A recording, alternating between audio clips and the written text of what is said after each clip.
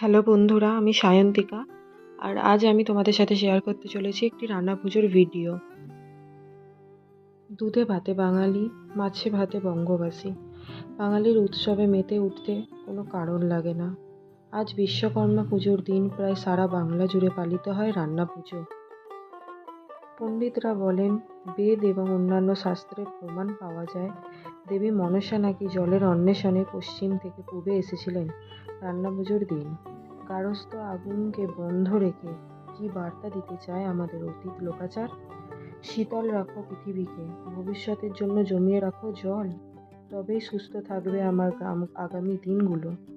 এভাবেই ভূগর্ভস্থ জল সংরক্ষণের গুরুত্বপূর্ণ বার্তা দিয়ে এক উৎসবের উদযাপনের মধ্য দিয়ে রেখে দিতে চায় রান্না পুজো। আসলে আমাদের লোকাচারগুলো বারে বারে আমাদের শিকড়ের সূত্র স্মরণ করিয়ে দেয়। কোথাও যেন এই বিভিন্ন লোকাচার ভুলে যায় আমাদের অতীত গৌরব এবং তাকে বজায় রাখা কতটা গুরুত্বপূর্ণ। পঞ্চব্যঞ্জন সহযোগে দক্ষিণ ২৪ পরগনার চণ্ডীগ্রামে রান্না পুজোর আয়োজন করেছেন ওরা।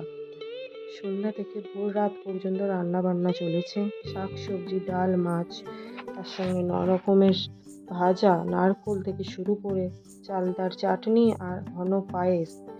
রান্না হয়ে যাবার পর হাঁড়িতে সিঁদুরের মাঙ্গলিক চিহ্ন দিয়ে শালুক ফুলের মালা দিয়ে রেখে দেওয়াটাই রেওয়াজ।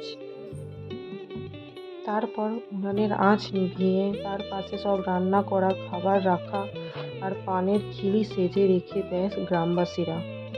এভাবেই রান্না পুজোর প্রচলন হয়ে এসেছে